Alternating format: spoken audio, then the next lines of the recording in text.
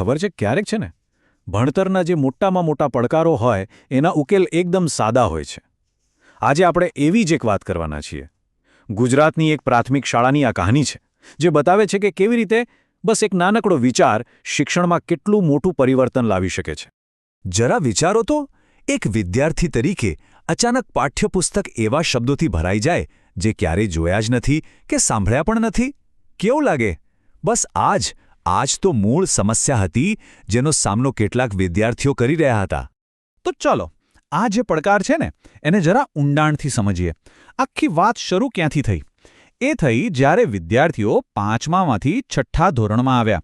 અને આ એક એવો શૈક્ષણિક વળાંક છે જ્યાં સમજો ને બધું જ બદલાઈ જાય છે. તો મુખ્ય બદલાવ આવ્યો અહીંથી. 5મા ધોરણ સુધી જે એકદમ જાણીતો પરિચિત વિષય હતો પર્યાવરણ, એ હવે 2 ભાગમાં વહેંચાઈ ગયો. 2 નવા અને વધુ ઊંડાણપૂર્વકના વિષયોમાં. અને બસ આ જ બદલાવ એ વિદ્યાર્થીઓ માટે એક મોટો પડકાર બની ગયો. હવે જુઓ, સામાજિક વિજ્ઞાન એટલે ખાલી એક નવો વિષય નહીં. ના, એ તો ઇતિહાસ, ભૂગોળ અને નાગરિકશાસ્ત્ર આ ત્રણ વિષયોનું મિશ્રણ છે. અને સ્વાભાવિક છે કે આ દરેક વિષય પોતાની સાથે એકદમ ખાસ અને થોડી અઘરી શબ્દાવલી લઈને આવે. શબ્દો કેવા? તો હસ્તપ્રત, પુરાતત્વશાસ્ત્રી, સભ્યતા. અરે આ તો ખાલી થોડા ઉદાહરણો છે.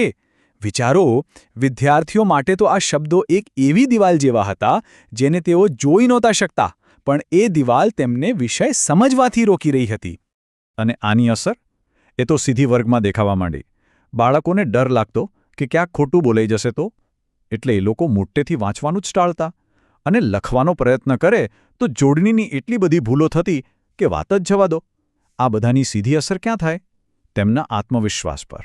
પણ કહેવાય છે ને કે દરેક સમસ્યા સાથે તેનો ઉકેલ પણ હોય જ છે. બસ કોઈ શોધનાર જોઈએ. અને અહીંથી જ આપણી આખી વાત એક પોઝિટિવ ટર્ન લે છે, જ્યારે એક શિક્ષક આ સમસ્યાના છેક મૂળ સુધી પહોંચે છે. તો આ કહાનીના હીરો છે શિક્ષક ધર્મેન્દ્રસિંહ પરમાર. એમણે નોંધ્યું કે એમના વિદ્યાર્થીઓ ખરેખર સંઘર્ષ કરી રહ્યા હતા. પણ જુઓ, એમણે ખાલી સમસ્યા જોઈને વાત પૂરી ન કરી. ના, એમણે તો એનું સાચું કારણ શું છે એ સમજવાનો પ્રયત્ન કર્યો. અને પછી એમને એકદમ મહત્વની વાત સમજાઈ. એમને સમજાયું કે બાળકોમાં બુદ્ધિની કોઈ જ કમી નથી. સમસ્યા તો છે ફક્ત પરિચયની કમી, નવા શબ્દોથી અજાણ હોવાની સમસ્યા.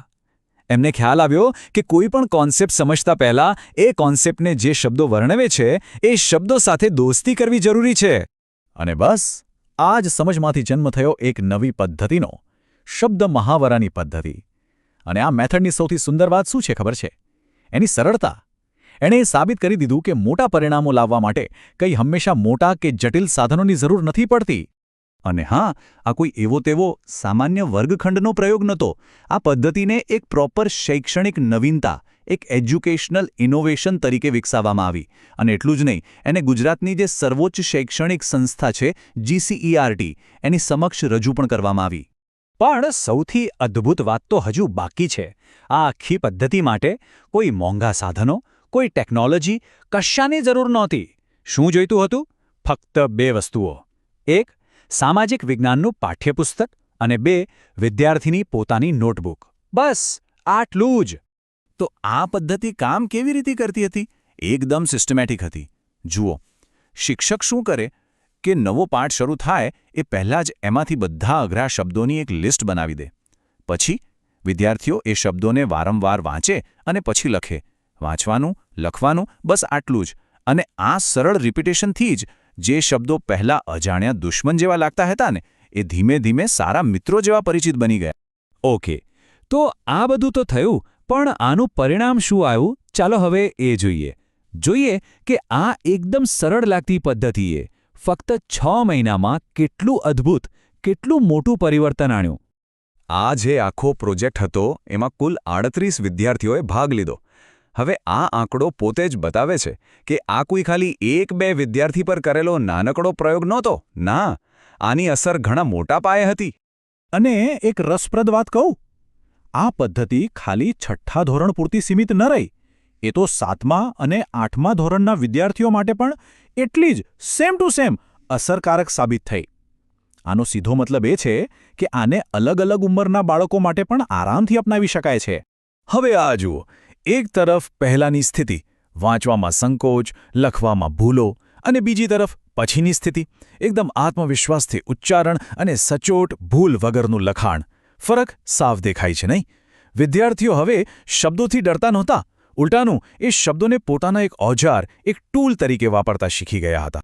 આ જે વાક્ય છે ને, તેમના ઉચ્ચારણ અને લેખનમાં ખૂબ જ સુંદર સુધારો જોવા મળ્યો. એ સીધું એમના રિપોર્ટમાંથી જ લીધું છે. અને આ સુંદર સુધારો શબ્દો જુઓ, એ ખાલી માર્ક્સમાં થયેલો સુધારો નથી બતાવતો. ના, એ તો વિદ્યાર્થીઓના વધેલા મનોબળ અને એમના આત્મવિશ્વાસની વાત કરે છે. અને કદાચ સૌથી મહત્વની વાત તો એ છે કે આ બધું ખાલી એક પ્રયોગ બનીને નથી રહી ગયું. આ પદ્ધતિ એટલી સફળ રહી કે શબ્દ મહાવરાની પદ્ધતિ હવે એ શાળાની જે રોજની ભણાવવાની પ્રક્રિયા છે એનો એક કાયમી હિસ્સો બની ગઈ છે. તો આ આખી વાત આપણને એક પ્રશ્ન પર લાવીને મૂકી દે છે. શું આપણી આસપાસ પણ આવા જ સરળ પણ એકદમ શક્તિશાળી વિચારો છુપાયેલા છે? એવા વિચારો જે આપણા સમાજમાં, આપણા શિક્ષણમાં એક મોટી ક્રાંતિ લાવી શકે છે? કદાચ સૌથી મોટા જવાબો હંમેશા સૌથી સરળ વિચારોમાં જ છુપાયેલા હોય છે.